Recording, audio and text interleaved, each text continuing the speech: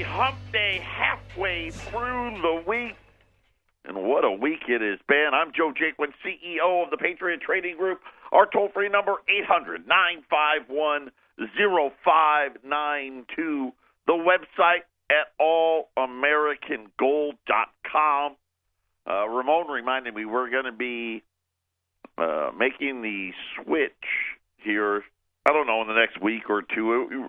It should be pretty seamless for you, but instead of going to the podcast, instead of it being on SoundCloud, we'll be on another one. But as we told you a few weeks ago, we're pretty much everywhere. So anywhere you may be, as far as picking up, we're on iTunes, we're on Google, we're on here, or there. Ramon just said we're on something else earlier today, and so you'll be able to find us. But I guess SoundCloud's having issues. iHeartRadio, if you guys are familiar with that, I guess they missed their debt payments as well. So, yeah, either way, we'll keep changing with the times. That's what we do here. Our toll-free number, 800-951-0592. Legal, lawful, constitutional tender. Gold and silver. It is what we do. Continue. Just keep putting it away. Had interesting comments by Carl Icahn yesterday. Robert Kiyosaki as well. We'll talk about those. We had the Dow recovering. So, you had down 600 on Friday, down 1,200 on Monday, up almost 600 yesterday. Right now, up 300. We'll have to wait and see, right? It's still early in the day, but I guess we're finally back to the volatility. Remember the markets going back, 4, 5, 6, 7 years ago, where it seemed like every day was a triple-digit move day. It didn't matter up or down. This will be, if it holds like this, at least the fourth and I think the fifth straight triple-digit move in a row.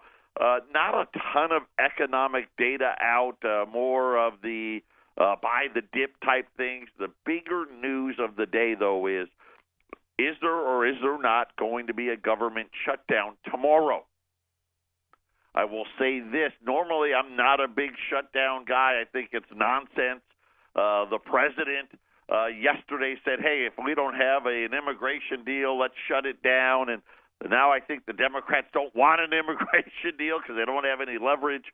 But we'll have to wait and see. But right now, this broke about 35, 40 minutes ago. The Senate may be nearing a deal, a 2-year deal. And let's just say there's no such word as fiscally responsible in Washington, D.C. anymore, at least the way it's been presented. I'll tell you how much more spending we're going to possibly have. I don't know obviously we don't know what deal, if any, is going to be struck, but we have until tomorrow. And then the Treasury's out of money, and then the government shuts down, and all the non-essential government workers can't go to work, and all that stuff. Remember, we had one over a weekend. It lasted like a day, and then they passed 2 or 3 week deal. So we're at the debt limit again. So the debt limit, we're sitting at this $20.6 trillion.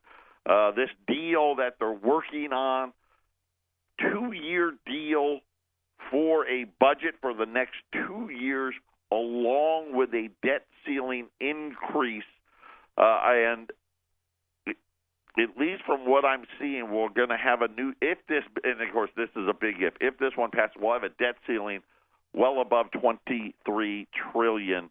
But we'll bring that to you today. I'll at least tell you the deal. The big spenders, defense, and then, of course, they want money for infrastructure. And then the student loan crisis now picking up steam. People are now talking about, do we need to have complete student loan forgiveness because nobody's paid? Right? Why not? And you know what? Since none of you are paid, why don't we just let everybody have it for free? Here's the thing. If think about it. What if you don't have a student loan? Don't you think I don't have a student loan. My wife doesn't have a student loan. Shouldn't I get something? Right? How about you pay off my credit cards or you pay off something else, right? No one has to pay anything. Maybe that's what we all need to do. Right? Kind of like the housing market thing. You know what? Everyone just stop paying. No, we're not paying for it anymore. It's ridiculous. Right? Bail us all out, right? You bailed out all the companies. Now it's time for you to bail out us, the little guys. But we'll talk about that as well, like I said. And then what the warning was from not only from Robert Kiyosaki, but also from Carl Icahn yesterday. Both of them, by the way, said that they thought the market would recover, and it looks like they were right. Like I said, the Dow now up 300 points. Today was up almost 600 points. Yesterday, crude oil has broken down. Good news is bad news. Crude oil production, the numbers came out this morning. It looks like we are now number 2 in the world. 10.25 million barrels a day. We now, I guess that puts us right, just right ahead of Saudi Arabia and right behind Russia. Russia, I think, is over 11 million barrels a day. 10.25 million barrels a day. It's got the whole commodity sector down. Gold's down, silver's down, oil's down, copper's down. And of course, remember, crude oil, very important to this GDP number. Right now, down $1.12 at 62.27. You know what was so funny is I saw gas prices went up again as I was driving into work. So maybe they'll hopefully come back down. But 62.26 for a barrel of crude oil after builds and everything. We had a crude oil build, we had gasoline build, distillates build, which is your diesel fuel. And then, of course, the bigger thing was U.S. crude oil production, the highest level since 1970. We now are sitting there as the second largest crude producer in the world, which I think is a darn good thing. Patriot Radio News Hour. We'll be back right after the break.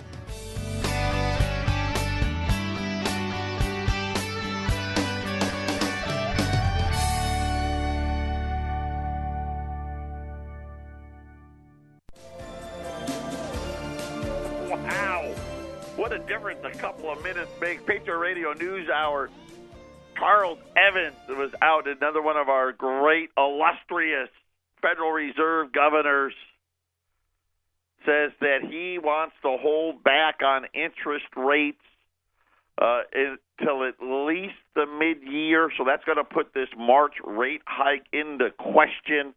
We'll have to see the effects on that. It's already got gold now, which was down, moving in the other direction now. Says that the hint of inflation is developing. Just a hint, just a smidgen, just a pinch. He sees the unemployment rate. And I'm just going to say this. I'll tell you the number, and then I'm going to laugh about it for a minute. 3.5% by 2020. What makes that funny is the Federal Reserve and all of their great wisdom. They are, let's face it, they're the smartest of the smart. Actually said numbers like that aren't possible. But they are now. And really, I think what that means is we are going to see the labor force participation rate to continue to decline. That's just my guess.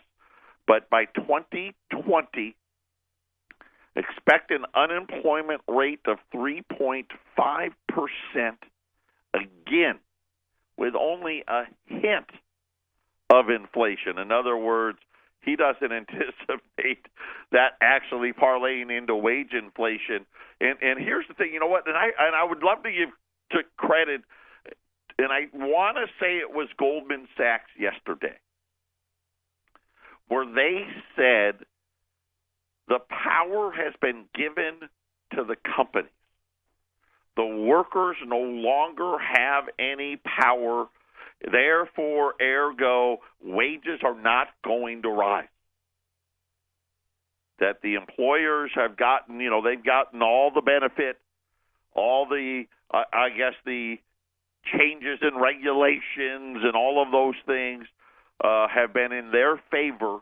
And at least in Goldman Sachs' eyes, says that, and that one of the big caveats of that is the American worker isn't really going to be making any more money. Kind of like what we said the other day. Hey, yeah, hourly wages grew, but they just cut back the amount of hours you worked, so you didn't really make any more money. But Charles Evans out, Fed Governor Evans, says he could easily see the unemployment rate falling to 3.5% by 2020.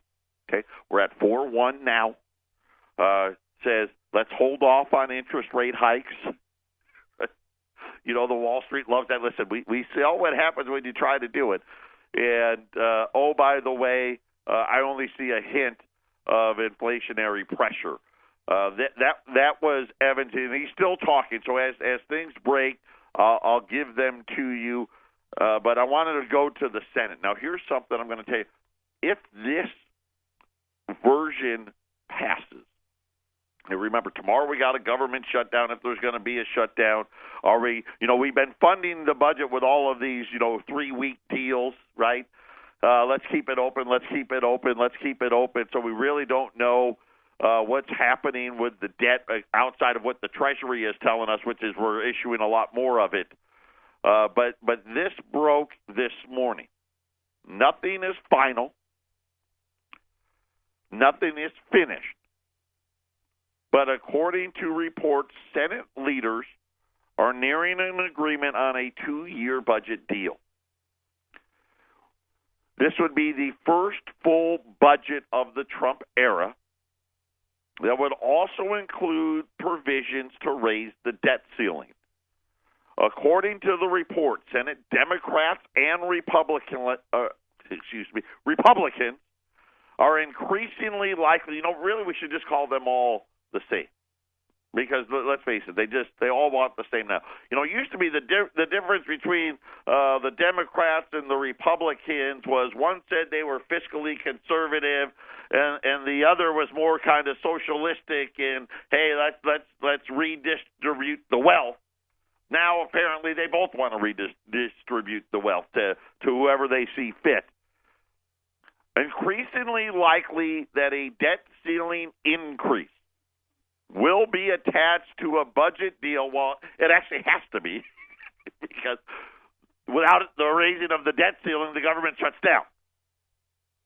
Senate negotiator, well, if it's a long term, right, they could always do what they've been doing. I guess technically he's right. They could do a small extension and leave the debt ceiling to readjust later. But if they do this deal, they're hoping to announce it as soon as today. What's not in it is the DACA stuff, the immigration things, will now likely be dealt on its own terms. So the Senate Democrats and the Senate Republicans are like, well, let's not even do immigration now. Now remember, that's been the holdup the whole time. Won't be used as a bargaining chip in the government shutdown. So in other words, the Democrats got nervous after Trump said, let's just shut it down. Fine, you want to shut it down? Let's shut it down. Otherwise, get me something. I'm going to tell you what, that was a pretty shrewd move by the president yesterday. Give him credit there. Because apparently today the Democrats don't want any part of it. Such a deal could infuriate the president. Of course, he made that demand. They said that funding for border security would not be in the bill, and neither would the border wall. So they want to avoid all of that. Just so I don't know how far it'll go, but this is as we know it right now. 2-year deal. They are going to burst the budget caps on defense and domestic spending. In the bill, they're going to, by the way, raise the debt limit, funding for disaster relief, and funding for community health services or health centers. This would be a good deal for the president because he's going to get his defense and he's going to get his infrastructure. The deal right now, as it stands, $80 billion a year in additional military spending. Wow! So that's really close to what he asked for. A non-defense spending increase of $63 billion a year. So if you kind of just do a little napkin addition, that's $143 billion. That's $286 billion more dollars of debt in 2 years. That is what is being Schumer and McConnell, quote, making real progress on on a spending bill that would increase the caps for both military and middle-class priorities on the domestic side. Now, I don't know.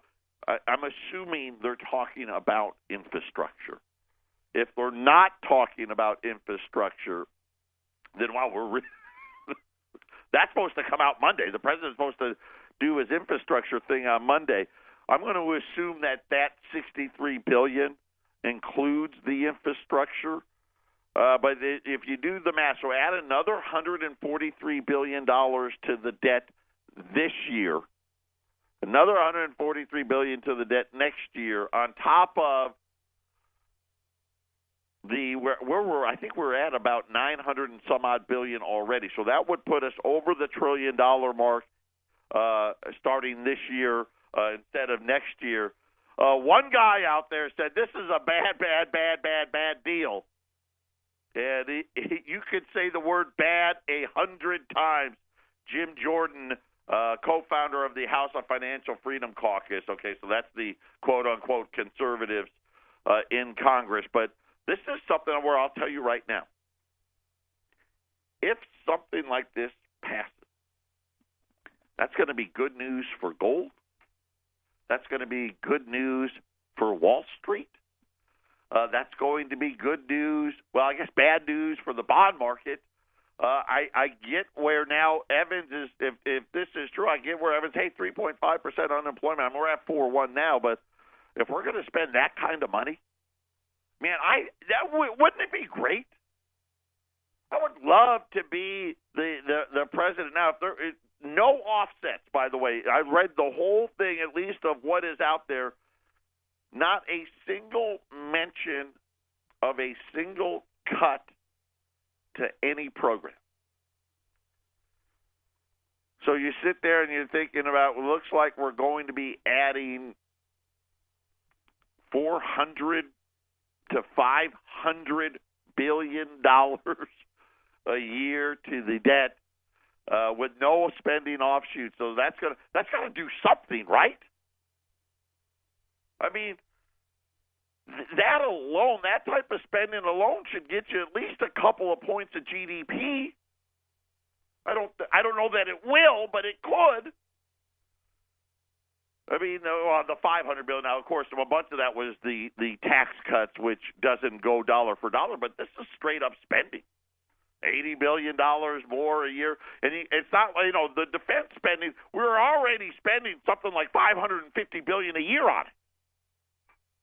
Here's another $80 billion. And then infrastructure, we know we've been at $60 billion a year. So it's not like we're not spending on roads and bridges and freeways and highways and Amtrak, which seems to can't stay on the track.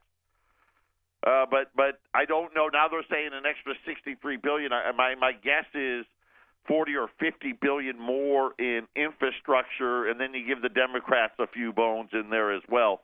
But that was announced this morning. So this is what they're talking about this morning as far as can we get a budget deal. One thing they didn't do, and of course I wouldn't either, which was say what the debt limit increase would go to. I mean, I'm just thinking right now, we know from the Treasury that the debt is going to be $21.2 trillion by June, by the end of June.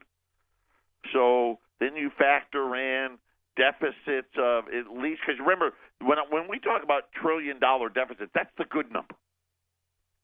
So you have to factor in all the other ancillary numbers, so that would be at least $1.5 trillion, maybe a little more than that. So figure a 2-year deal, that's got to be at least another $3 trillion.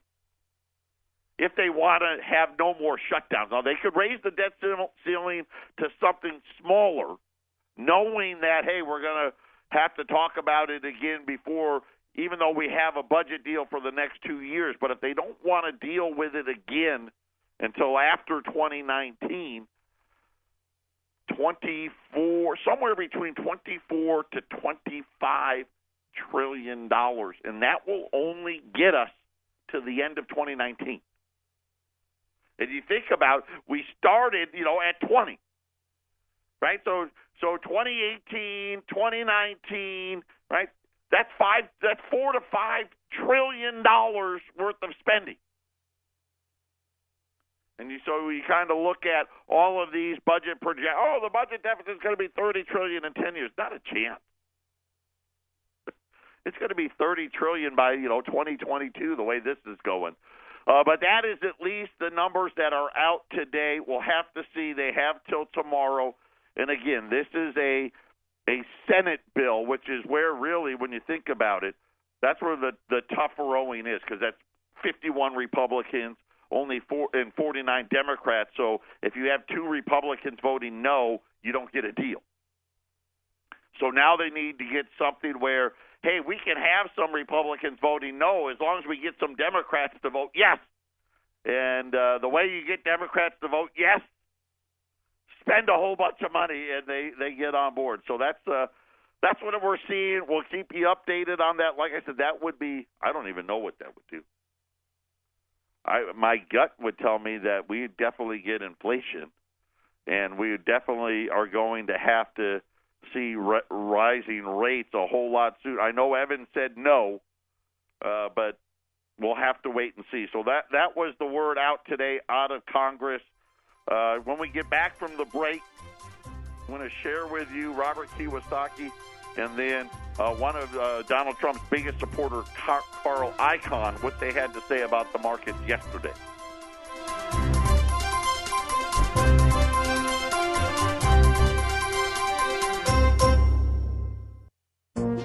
This is the Phyllis Schlafly Report, presenting a daily conservative perspective since 1983, continuing the legacy of Phyllis Schlafly.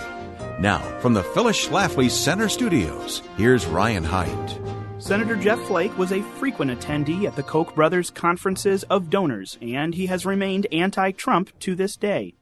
All that got him was a disapproval rating so high in his home state of Arizona that he resigned at a young age rather than even try for re-election. Now, Senator Flake is leading a group of other anti-Trump senators, including Lindsey Graham of South Carolina, to try to forge a deal with Democrats to protect illegal aliens known as Dreamers. The Congressional Budget Office, or CBO, issued a report throwing cold water on this bum's rush to protect DACA recipients. The CBO estimates that legalizing Dreamers would cost taxpayers over $25 billion over the next decade. The CBO explains why the cost of Dreamers would far exceed any benefit that Americans would ever see. Once legalized, the Dreamers would become eligible for the full array of benefits for the working poor, including Obamacare, Medicaid, food stamps, and much more. Dreamers would consume more benefits and pay less taxes than the average American because their skills and education are so much lower.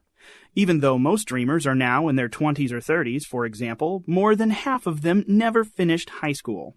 Part of the skills gap is because Dreamers were never required to demonstrate English fluency, and many are functionally illiterate. Of those who signed up for DACA, many required the help of a translator to fill out the form. The CBO estimates the cost of all those federal benefits at $27 billion over 10 years, while only $1 billion of new tax revenue would be generated from Dreamers moving out of the shadows to regular employment. Even in Washington, where the federal budget is measured in trillions, $26 billion is real money. Democrats are acutely aware of the value of $26 billion, whether or not they are willing to admit it when the Dreamers are concerned. Trump's border wall, which Democrats consider exorbitantly expensive, would cost only $21 billion, according to the Department of Homeland Security. Rather than spending that money on keeping illegal immigrants here, perhaps we should build the wall and keep illegals out. This has been the Phyllis Schlafly Report from Phyllis Schlafly Eagles. Illegal immigration burdens our schools and social services and opens doors to criminals and terrorists. Outdated visa programs divert jobs from Americans. PhyllisSchlafly.com chronicles these outrageous unfair practices and provides answers. Go online to PhyllisSchlafly.com. Thanks for listening, and join us next time for the Phyllis Schlafly Report. Welcome back, 800-951-0592. You know what? I can't be surprised. I never, when I started doing this, then I think back, it's been 14 years. Has it been 14? 14, maybe even 15. The debt was $5 trillion. Right now we're talking about a number that's going to be 24 or 25 trillion. And really, if you really, based on what I'm seeing right now, and again, this is what is being talked about in the Senate as we speak. 25 trillion. In a matter of, 15 years or so. We'll have had the debt go from $5 trillion to $25 trillion. And we're talking about trying to get to 3%. And 3%. 3% in the old days was, it could be better. We're going to be vigilant. And if it slips much lower than that, we're going to have to do something. Right now, 3% is somehow some form of the Bell standard of how great everything is, right? It's the new normal now. Now 3% is great. Used to be somewhere around 4.5% to 5%. Think about it. God, there was years you were growing at 6, 7, 8. Now we're talking about 3, and the fact that Congress, I never thought we'd get to the point where you're talking about deficits that are going to be trillions of dollars and nobody cares. None of them. One guy, the Freedom Caucus, who, let's face it, they were on board with the tax, right? They got them on board with the tax cut. They got a few little cupcakes to sign on. And somehow nobody thinks that that's going to be bad. Well, apparently a couple people do. Carl Icahn, here's what he calls what's happening today. The earthquake is coming. This was him yesterday, and he was on the billionaire channel, CNBC, gave a big interview. A lot of people will pay the price like the price in 1929. Right, and here's a guy, let's face it, he's a multi-billionaire. He was the money behind Home Depot. He's a debt guy, right? That's what he does. That's how he's made his living. Passive investing is the bubble right now. Remember, and I've warned this, and they've all come out in the last few days to talk about how, no, the markets are working fine. Nobody worry. It's not fine. Right? There's too much in a small – it's fine when everything's normal. The second there's any type of issue or volatility, the markets don't work very well. There's going to be a major concern correction. Passive investing is the bubble right now, right? That's your ETFs. There's going to be a major correction.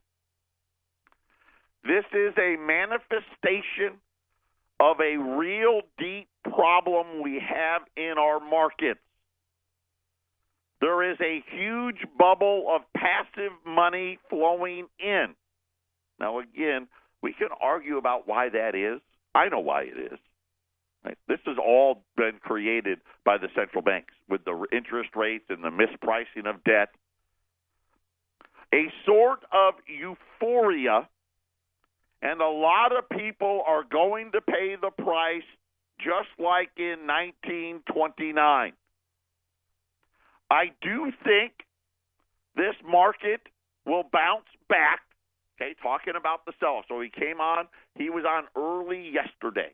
The Dow at the time was up maybe 100 or 150 points. I do think the market will bounce back, which it has. So, right? He's right. But there are rumblings before the earthquake. Right? Before the big one hits, you get a bunch of little ones. The market is telling you something. It's telling you it's very dangerous. It is way over leveraged. Well, that's something that we haven't talked about a lot. And you know what? I don't know, right? Because I don't do that kind of stuff, right? I'm not, the leverage thing and all of the new, they had it with the VIX, right? I don't know if you saw it. 3 or 4 hedge funds just blew up, right? They're out of business because the VIX went, from 9 to 50. And it was all this leveraged VIX ETF and all this stuff. Eventually, there's going to be a bigger problem. This was Carl Icahn. I'm sorry, I got to read a little better. Eventually, there's going to be a bigger problem than 2009, and I think really what he meant was 08, but it doesn't matter, right? You get it. And whether it was 06, 07, 08, or 09. A bigger problem than 2009, a bigger problem than 1929. A major storm is coming. Could be 5 years, could be 5 months.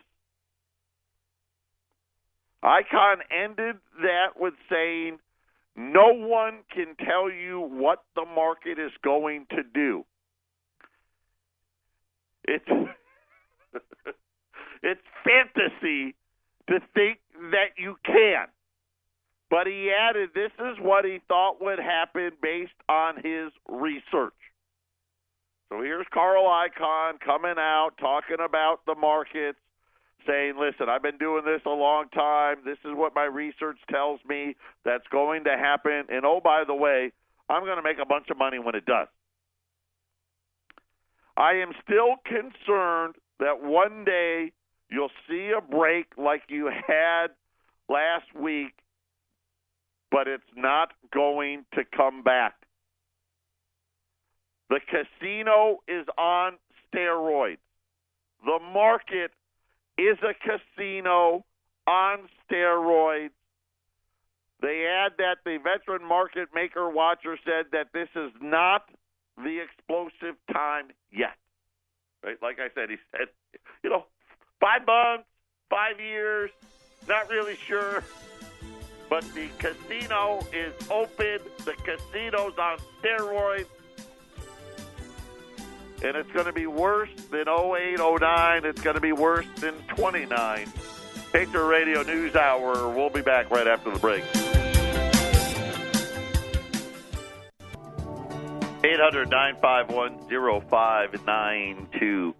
Silver's all the way down to just above 16, just below 1640. And again, it's one of those days, buy it all. Buy it up, buy it big. U.S. Silver Eagle rolls down to $3.80 a roll. So $3.80 a roll. There's 20 in a roll. That brings it all the way down to $19, $2.62 over spot. Just a great time again. One of those times. Matter of fact, the silver to gold ratio broke above 80 again. So remember, we watched that. That's always that's the big number. Anytime it goes above 80. Even the high 70s is high, but 80 plus, that's historically way above the norms. So U.S. Silver Eagles today, 380 rolls of silver quarters at 125.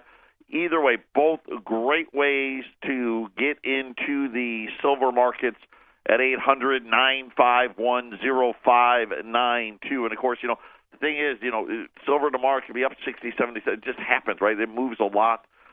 Take advantage on that pullback, especially in correlation to where the gold price is. U.S. Silver Eagles, $380 a roll at 800-951-0592. By the way, that puts a case, a green monster box, $9,500. And I'll throw in the shipping on that as well. 800-951-0592. So Carl Icahn warned yesterday. We got the steroid casino, and And really, again, the mispricing of debt has created all of these leveraged ETFs and all of this stuff that are going to make the problem significantly worse, especially stuff that was supposed to make you feel safe. Those are the ones that are the most dangerous. Kind of like that VIX one that blew up the other day. Robert Kiyosaki was out as well. He actually had a little smaller range. So Icon said, hey, 5 months, 5 years, something in there. Robert Kiyosaki said the next year or two. So 2018 or 2019, he was pretty specific. And he says, I can't wait. He goes, because that's when I make all my money. But the next year or two is when he sees it happening, and it's all the same stuff. And it's kind of like I talked about yesterday. You get all of this, deficit spending, and you get it all cranked up, and you start spending all of this money, and you've got to sell all of this debt, which forces rates to rise, which forces the debt levels to get even worse, which forces the rates to rise even farther, which puts the pressure on the equity markets, right? It's kind of like that vicious circle. See, it wasn't that bad when the deficits were, $2, $3, $4 trillion, right? It wasn't that bad. But now the deficits are 20 in the next 24 months. It looks like it's going to be about 25 trillion. It's incredible. It's amazing. This was out from the Department of Education, the Inspector General. The student loan bubble continuing to worsen. So remember, what was it? 2 or 3 weeks ago, they said that by, 2021, that 40% of all student loans would be in default. And now the Department of Education, the Inspector General, says, hey, it's getting worse. Record number of Americans are enrolling in government-subsidized student loan debt forgiveness plans. Right? Hey, I got this debt. I can't pay it. Can I do something? Right? Can you help me out? What are we going to do about it? The plans known as the hold on here. I got to get my cursor in the right spot. They are based upon income. So in other words, hey, I went to college, got my degree, I didn't get my degree, who knows, right? Whatever it may be, because it really doesn't matter. But I don't make any money, right? Now, it's not that I don't make any money. I just don't make enough money to really pay for stuff. And they call it the income-driven repayment. And according to the Inspector General of the Department of Education, the monthly payments of these plans are so low that the balances that are left on these plans after 25 years would need to somehow be forgiven. Overall, borrowers in the income-driven repayment plan would repay far less than what they originally borrowed, not to mention anything to do with the interest of the program, of the bills, and draining the program of billions and billions of dollars in expected revenues.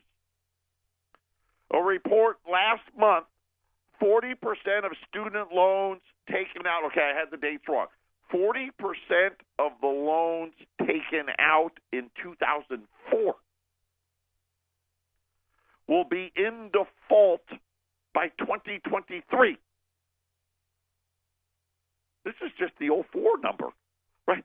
Student loan debt really hadn't kicked into high gear, right, until like 08 and 09. By the way, by 2023, they're saying that the student loan debt number will be well north of $3 trillion. As a matter of fact, approaching $3.5 trillion.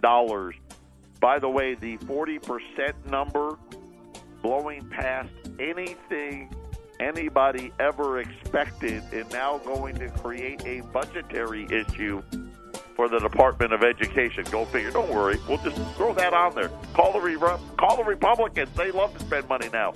800-951-0592. Final segment coming up.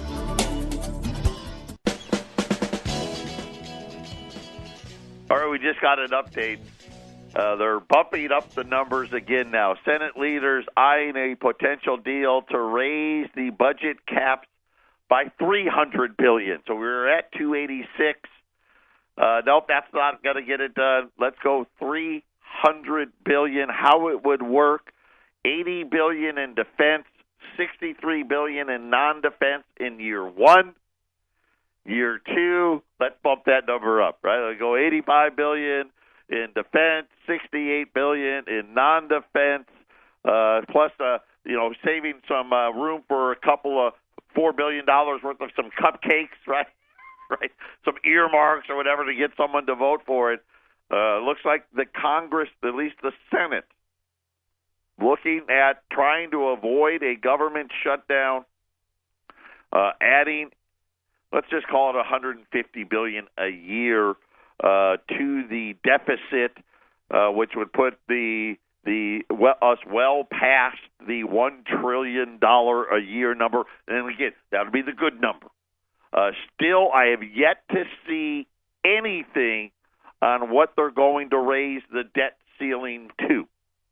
So all as we know is the Treasury says, hey, based on the next 5 months, so starting in February all the way to the end of June, that the deficit would be $21.2 trillion. Now we're going to add $300 billion in for this stuff, and of course you have all the other things that were already the tax cuts and all of the rest of those, which would put again I'm 3.5, the bad number, the real number, somewhere between 3 and 3.5 trillion on top of that. So that would put the debt ceiling, at least with my, on a napkin here, they would have to raise the debt ceiling north of 24 trillion, somewhere between 24 to 25 trillion. I don't know how it will work. They may do the budget spending bills and then raise the debt ceiling to something like, 23 trillion or 20, something like that, knowing that, hey, we'll have another debate, even though we've got budget before. But if they want to get to, and just think about what they're trying to get to, this would take them till the end of September of 2019. So on October 1st of 2019, if they don't want any more government shutdowns and they don't want to do any debt limit stuff, which just tells you that October 1st, 2019, we're going to have a national debt that will sit somewhere between 24 to 25 trillion, even though they still try to tell you, the deficit's only going to be 30 trillion in 10 years. It's going to be 30 trillion in about 4 or 5 years. Again, and I told you all along, it's going to be 40 trillion. That's what we're shaping up to be. But it sure looks like, this looks like it's going to happen. They seem pretty excited about it. Chucky Schumer is on board. Nancy Pelosi, she's in the House. So, again, they don't really need the Democrats in the House.